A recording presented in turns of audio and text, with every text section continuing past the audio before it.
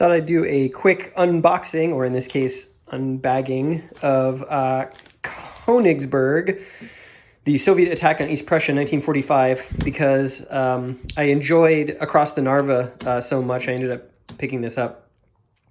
It's from Revolution Games, obviously, and there's plenty of other sort of unbagging videos of this out there, so I won't belabor the point too long, but this is the kind of game that you... this is how the game would come if you order something from Revolution Games. Most of their games are in a Ziploc like this.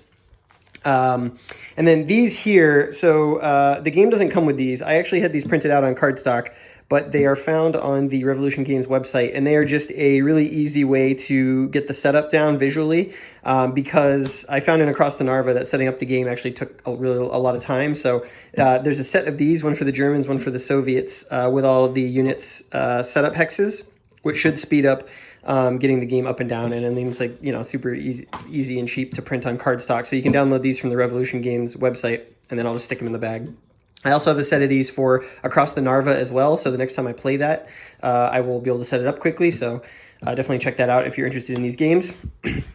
So, yes, Königsberg, let's get into it. So, thick bag, you've got this cover sheet. I'll get this open, we'll come right back. All right, so, cover sheet. Pretty nice, cool image. I like the color scheme. They've got even just a graphic design is very similar to Across the Narva and Poland Defiant, so you know they're kind of in the same system, same designer. On the back of this sheet, you've just got kind of an explanation of the counters, the factions, all the different chits. It's basically just an overview of all the game pieces. Pretty nice. Then you've got the rule book. Again, this is a pretty simple system. So, you know, it's only probably about 8 pages. Let's see. There's a nice index on the back, random event table. Yeah, it's 8 pages, some special rules,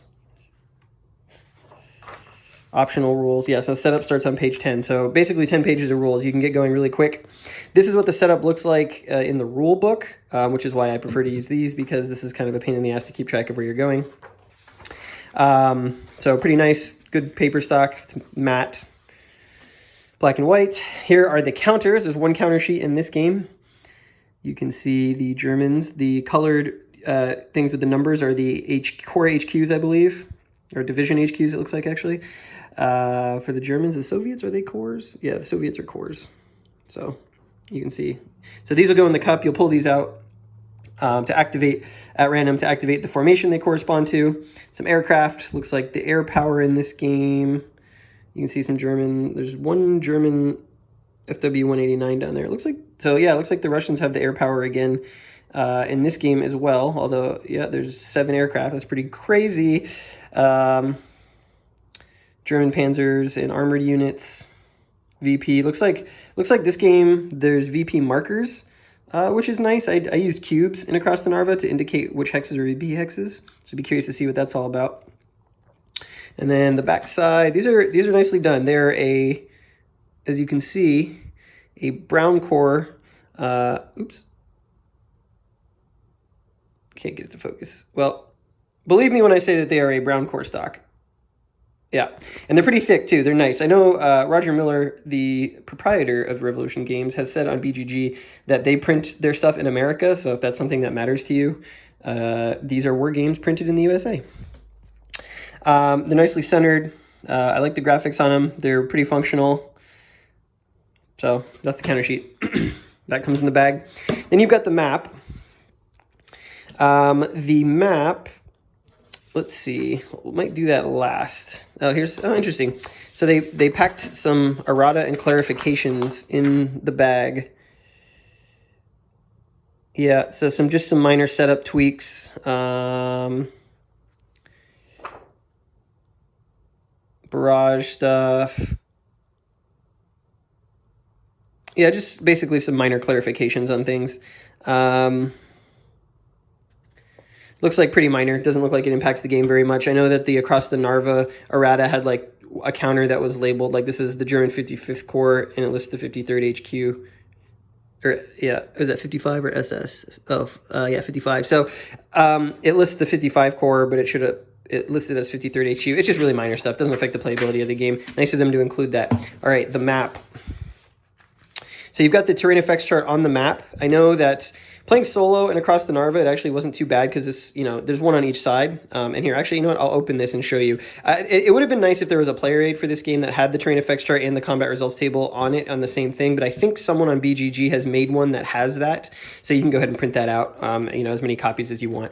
Let me open this up. We'll take a look at the map, and that'll be that. Okay, so here's the map in all its glory.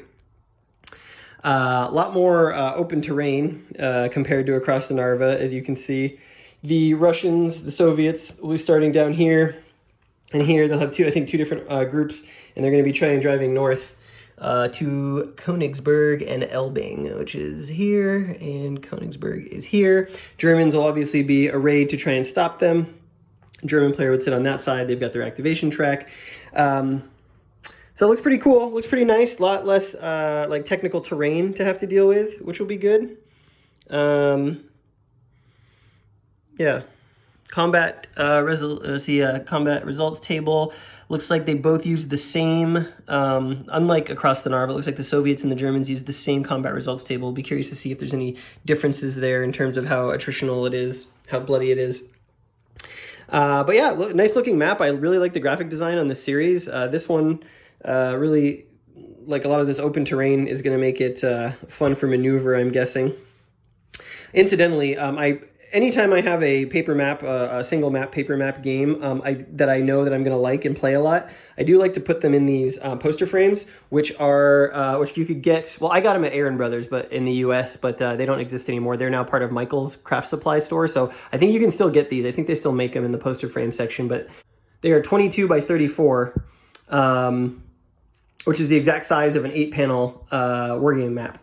So they fit perfectly, and it's nice to have something that's like, it's not mounted, but it's like having a portable like plexi and map unit together. I can just like grab this, put it in my car, bring it to a friend's house, whatever. You're still playing on a solid surface. You don't have to worry about the map creasing and all that stuff, flattens it out.